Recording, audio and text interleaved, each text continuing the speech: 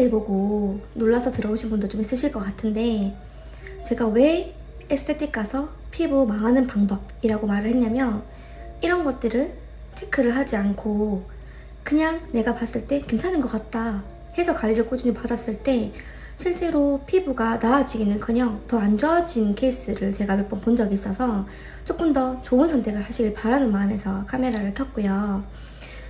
본론으로 들어가자면 첫 번째로 그 원장님의 경력을 믿지 마세요.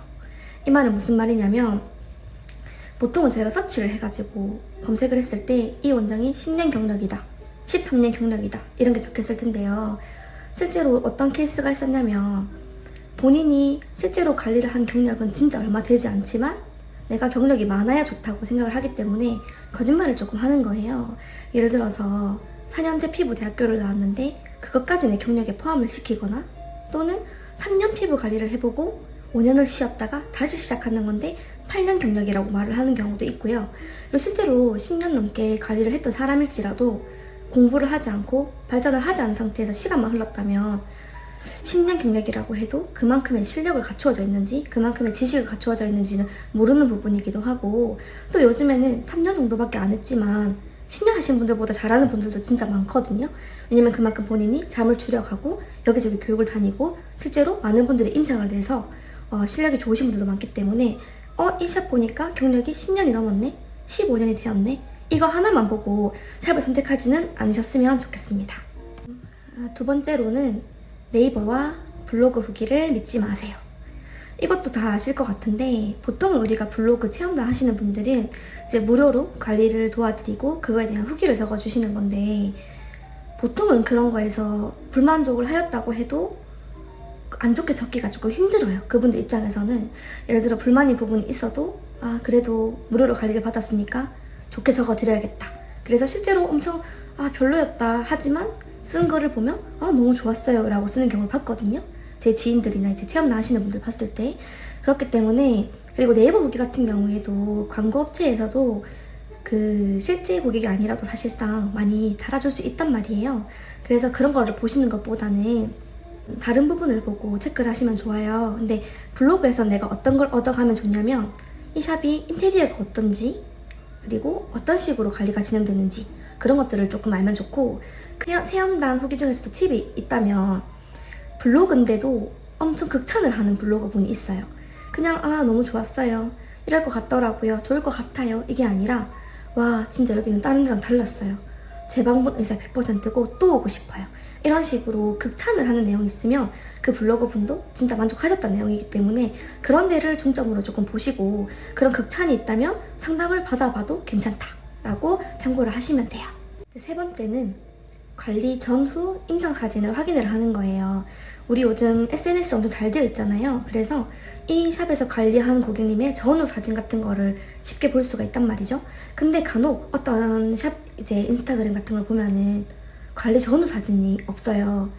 일상도 올라오고 관리하는 사진도 올라오고 제품 설명도 올라오는데 관리 전후, 그러니까 효과를 본 사진이 올라오지 않는 거죠. 그런 경우에는 크게 두 가지로 볼 수 있는데, 첫 번째로는 관리 사진을 그냥 안 찍으시는 분, 전후 사진을 찍기 귀찮아 하시는 분, 그래도 그런 분들은 실제로 효과를 보시기 때문에 입소문으로 예약을 하기가 좀 어렵거나 그런 경우도 충분히 있을 수 있는데, 두 번째는 임상을 내지 못하는 샵이 있다는 거예요. 그러니까 아무리 관리를 해드려도 전후가 명확하지 않고 이제 효과를 드리기가 힘들다 보니까 임상 사진이 잘 없는, 그래서 SNS를 봤을 때 그나마 우리가 지뢰밭을 피하기 위해서는 임상 사진이 많은 곳을 선택을 하는 게 조금 더 안전하겠죠? 지금까지 말씀드린 게 우리가 온라인상에서 어떤 샵을 가면 좋을지 서치했을 때 조금 참고하면 좋은 내용들이고요. 다시 정리하자면, 첫 번째가 경력을 믿지 마라, 두 번째가 네이버 블로그 후기를 믿지 마라, 세 번째는 임상 사진이 많은지를 확인해라, 이 정도였어요. 근데 무조건 후기를 믿지 마라 이런 것보다는 조금 더 그런 거에 현혹되지 않도록 하는 거라고 말씀을 드리는 거고, 이제 본격적으로 방문을 했을 때 조금 더 이 샵을 내가 다녀도 될지, 또는 100만원, 200만원 회원권을 끊고 다녔을 때 내가 만족스러운 효과를 볼 수 있을지, 이런 것들을 판단하는 거라고 생각하시면 되는데, 제일 중요한 건 상담이라고 저는 생각을 해요. 저도 이제 샵을 운영을 하고 있는데 보통 상단 부분에서 티가 조금 나거든요. 여기가 진짜 고객을 생각을 하는 샵인지 아니면 진짜 단순 돈 때문에 돈만을 바라보고 좀 그렇게 진행을 하는 곳인지 이거를 어떻게 하냐면 첫 번째로는 상담을 꼼꼼하게 하는지를 봐야 돼요. 그 꼼꼼하게라는 기준은 우리는 이런 관리가 있고 이 관리는 얼마고요, 몇 번을 받으셔야 되고요 이런 게 아니라 그 고객님의 현재 상태에 대해서 엄청 꼬치꼬치 물어보는 원장인지예요. 그러니까 지금 제가 말하는 기준은 약간 문제성 피부에 조금 더 해당이 될 건데 그거 외에 뭐 윤곽 관리라든지 다른 관리도 좀 접목되는 게 있으니까 참고를 조금 하시면 좋고요. 이제 우리가 문제성 피부, 그러니까 흔히 말해서 여드름 피부, 극건성 피부 이런 피부라고 가정을 했을 때 처음 방문해서 상담했을 때 그 고객님이 그런 피부 상태가 된 이유가 여러 가지가 있을 거잖아요. 근데 그런 거를 물어보지 않고 내 관리만, 그러면 건조하시면 이 관리 받으실게요, 이 관리 몇 번 받으시면 좋아지실 거예요, 이게 아니라 왜 건조한지, 뭐 유전적인 요인이 있는지, 평소 생활 습관은 어떤지, 생활 습관은 어떤지, 호르몬 영향은 없는지, 수면 패턴은 어떤지 이런 것들에 대해서 하나하나 물어보고 알아야 사실 그분에 대해 진짜 관리가 진행이 가능한 부분인 거거든요. 그래서 보통은 이제 저희 샵에 상담을 받으러 오셨던 분들이 다들 말씀하시는 게 이렇게까지 상담해본 적은 처음이라고 말씀을 하세요. 이건 제 자랑이 아니라 생각보다 상담을 대충 하는 곳이 많구나라고 저는 좀 느꼈어요. 사실상 저 같은 경우에는 상담을 끝내고 관리를 하면서도 진짜 많이 물어보거든요. 잠은 몇 시에 주무시고, 세안하시는 제품은 뭔지, 수건으로 물기는 꼼꼼하게 닦으시는지, 토너는 어떻게 바르시는지, 뭐 겨울 같은 경우에는 가습기 드시는지, 전기장판 드시는지 이런 거까지 물어보는 경우도 있는데 그런 것들 하나하나의 교정이 이루어져야 관리 효과를 100% 가져갈 수가 있단 말이죠. 근데 그게 안 이루어진다면 비싼 관리 받는데 관리 받을 때만 좋고 다시 이제 안 좋아지는 거죠. 또 두 번째로 말씀드릴 부분은 티켓팅을 강요하는지 또는 홈케어 제품을 강요하는지예요. 보통 저도 홈케어 제품은 중요하다고 생각을 하고 있고 우리가 주에 1회 1시간 정도 관리 받는데 그 외의 관리를 도와주는 게 홈케어 제품이라고 생각을 하거든요.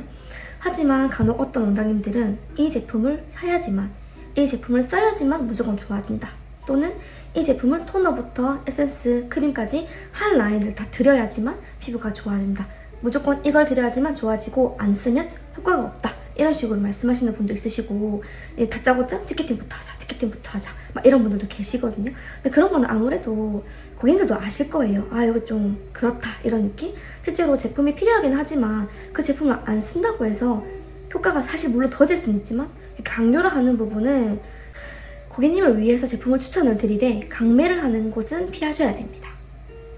그리고 이거는 제가 조금 많이 들었던 내용이고 조심스러울 수도 있는 내용인데 에스테틱 원장님들 나이대가 좀 다양하거든요. 근데 많이 말씀하셨던 내용들이 상담을 받고 왔는데 기분이 나쁘다라고 하시는 분들이 있어요. 안 그래도 내가 피부가 고민이라서, 얼굴형이 고민이라서, 다른 곳이 고민이라서 방문을 한 곳인데 뭔가 상대방의 약점을 콕 집어 말해서 자존심을 상하게 만들면 티켓팅을 할 거라고 생각하시는 건지 모르겠지만 말투가 너 이래서 무조건 관리 받아야 돼, 너 얼굴이 지금 무너져 내리고 있어, 이런 것은 고객을 소중하게 생각하지 않는다는 느낌이 저는 좀 들거든요.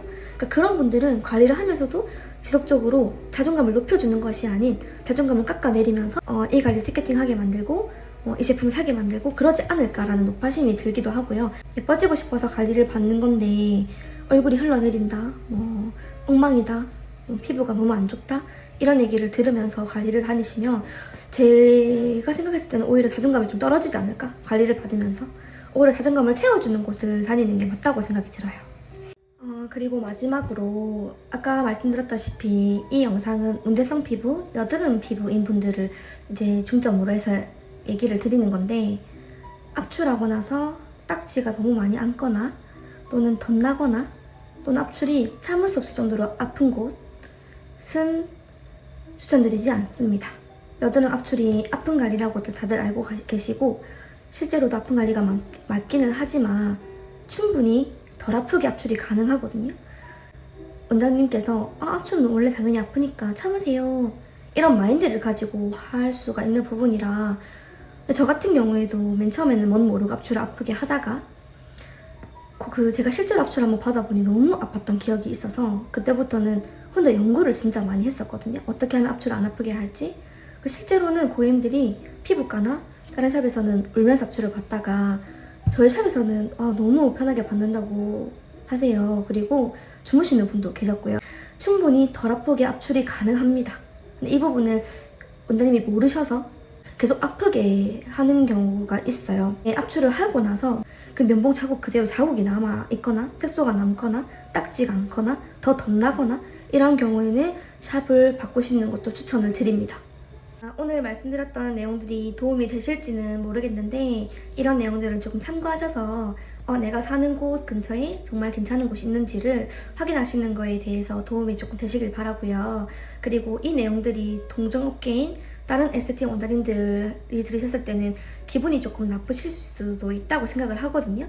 근데 사실상 우리가 같은 에스테틱을 하지만 고객님들도 조금 더 현명한 소비를 하셔야 되는 게 맞기 때문에 고민을 조금 하다가 이 영상을 제작을 하게 되었고, 내가 이런 부분에 있어서 기분이 좀 나빴다 하는 부분이 있으시다면 오히려 저는 개선의 여지가 있다고 생각을 해서 좋은 것 같아요. 내가 부족한 부분이 있었는지 개선할 수 있는 부분이 있었는지를 모르고 있다가 또 알게 되는 내용이기 때문에 조금 더 원장님들의 발전에 도움이 되지 않을까 하는 마음이고요. 몇 분이 보실지는 모르겠지만 오지랖이 좀 있는 편이라서 내가 만약에 에스테틱 창업에 대해 고민을 하고 있고 아니면 다른 부분에 대해서도 고민이 조금 있다든지 그런 경우에는 저 밑에 댓글에 달아놓은 링크로 연락 주시면은 제가 아는 한 도움이 될 수 있는 한 답변을 드리도록 할 거고요. 앞으로도 좋은 내용들 조금씩 제작을 해서 올릴 거라서 구독하고 봐주시면 너무 감사할 것 같습니다. 첫 영상이라서 부족함도 너무 많았을 건데 제가 최대한 보기 쉬우시도록 편집을 한번 해볼게요. 긴 영상 봐주셔서 너무 감사드려요. 다들 예뻐집시다.